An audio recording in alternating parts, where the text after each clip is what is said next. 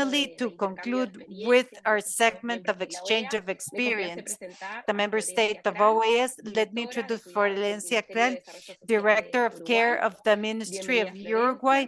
Welcome, Florencia. You have the floor. Buenas tardes a todos y a todas. Muchísimas gracias. Muchísimas gracias a la OEA y a la CIM por esta invitación. Thank you, OAS, for this invitation, and in particular to our colleagues of Medical Sur. Mariana, thank you so much for the invite. And I'm not going to stop on what Lucia and Mariana did, which is the work we've been doing, the creation of the commission.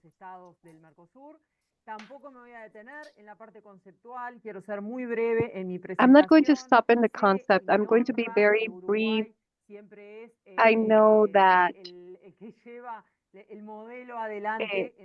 Uruguay is always the one that's taking the lead here because it's the first country since 2015 that we had a law. We approved it in the parliament, a law to approve this comprehensive care system with this governance that you can see here on the screen that displays the interinstitutionality of how Uruguay, through this law, managed to see every dimension in care, from the elderly, from the first infancy to old age, covering every stage and the dependency that's so everything is covered by this law, and this governance through the National Board of Care and all the ministries are part of it.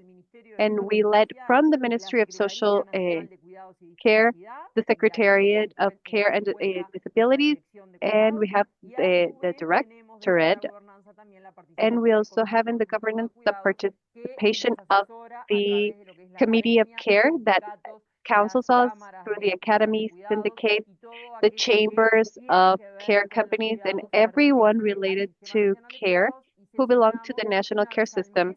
And we have a meeting once a month, and we receive their returns. Now, I would like to tell you that Uruguay has a policy, and what we found in this administration that the Vice Minister of Paraguay said, we have state policies, and the care is one of these policies that, in which many of the colleagues talked about before me, that these policies that we have a right to care is a fundamental right. We understand that every country has gone through this path, and now it's our job.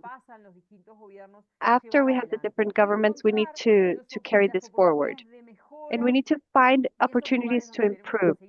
In the places where we can improve, we need to keep on guaranteeing to the population that they can have care. We focus in different areas that we had, like care at home, and there we had the program for collective provision, and there what we did was a care at home that attends people with severe dependencies, and in which we have over 6,000 users using this service, plus 6,000 workers who work exclusively in this.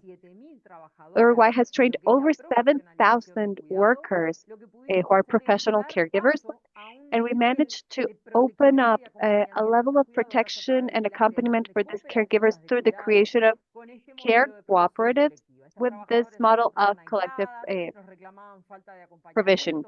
They said that there wasn't enough work, security, training, information for the users, that they turned into some sort of employers in their homes. So we created this model with the cooperatives, with which we have now 16 cooperatives. And we want to reach the full country right now. We want to have over 100 workers in this modality.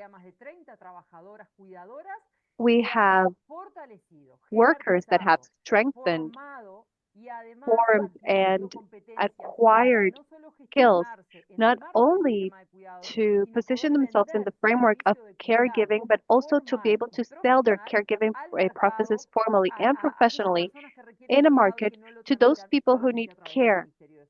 and that they can get through the ministry to get it. Now, where are we going with this model? As I said, we want to move forward with the labor regulation that gives warranty both for all types of users. We contemplate the rights of each one of the parties, the caregivers, the person who need care, the families who have persons with disabilities in their home. We humanize and we focus on putting people in the center. And this is something that the minister asked me to work on.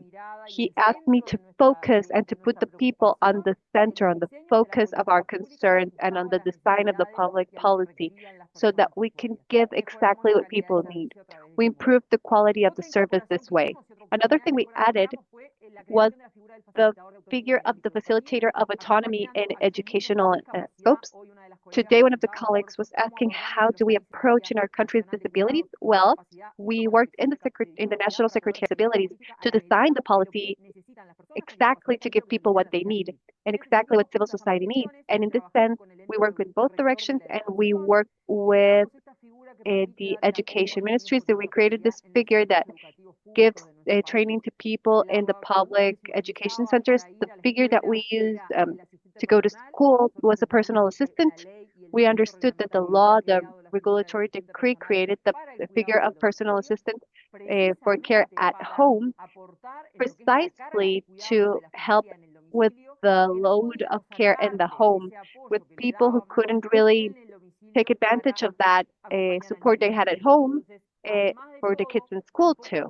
So we couldn't, if someone had care, we couldn't demand that they had an educational training and we need to have multidisciplinary equipment in the educational installations, and this is the reason why we included this figure of the facilitator, and we have 40 schools, and next year we're going to have 100, allows this person to work in a multidisciplinary work in schools.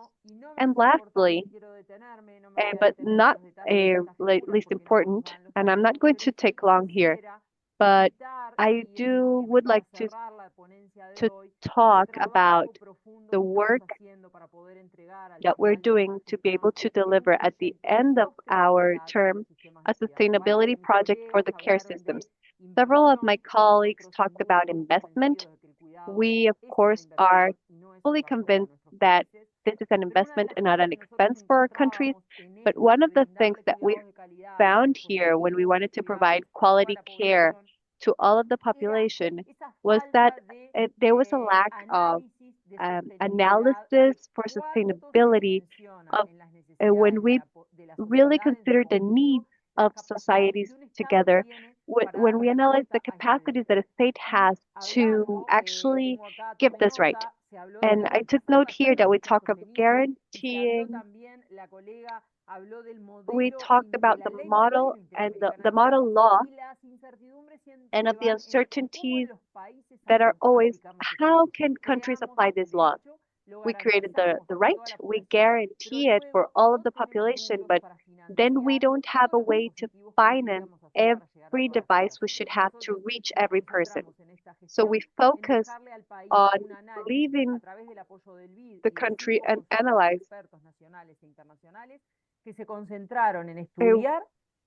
a study on the capacities that the country has, the populational demand, both for infants and for every person with disabilities, the elderly, and every device in the care system, to see from here to 30 years how this could affect us, people getting older or birth rates, how Uruguay is going to look and how it's going to need this care system in 30 years. So we have provisional systems, and countries should also think in sustainable care systems. And in this sense, we are delivering a final work that estimates the future of the system in 30 years. And it also proposes financing mechanisms that will guarantee the sustainability for at least the next 30 years. So I think my time is up, and I really appreciate your invitation to be here. Thank you very much. Yes, thank you. You were well within time. Thank you for your participation and for sharing your experience. I think it's remarkable how the state has managed to have policies that not only answer the needs for care, but that also promote not only the co-responsibility of gender, but also the co-responsibility of the market, the family, the community, the state. And I think that this comprehensive approach invites us to reflect on how to balance sustainability, inclusion, and rights in other countries in the region that are marching toward that are sending their policies toward this. Thank you, Mariana. It's a pleasure to listen to you. I'm going to try to be very specific considering the time frame, respecting all of your agendas. The technical commission was created in the framework of the meeting of ministers in the pro tempore chair Brazil 2023, as Mariana mentioned, in order to generate an interinstitutional space that can approach care policies, the exchange among countries, and generate strategies to guarantee the right to care. As Mariana mentioned, this has been approached by different groups in Mercosur, in the meetings of high authorities of women, human rights, Afro-descendants, and therefore, in this new commission, the idea is to coordinate the actions done in every one of these areas as a way to characterize the care issues in the region.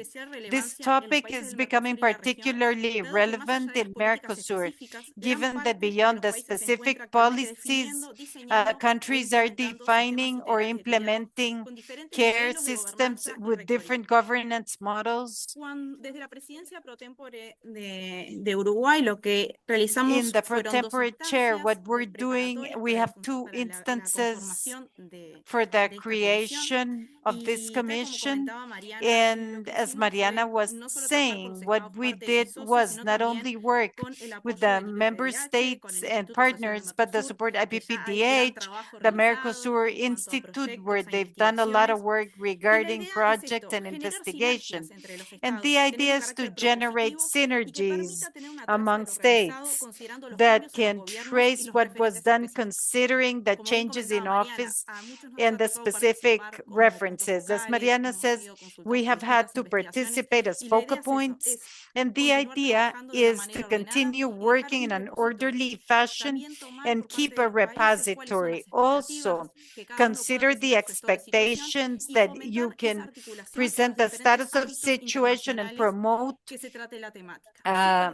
this topic in the various international activities we participate without leaving aside what every one of these areas do, because they all have their perspective. Elderly people done in a specific way, human rights, so women, of course. So what was important was to say, we're going to harmonize this content, we're going to trace it and exchange among countries and different areas. This is my participation. Thank you for your time.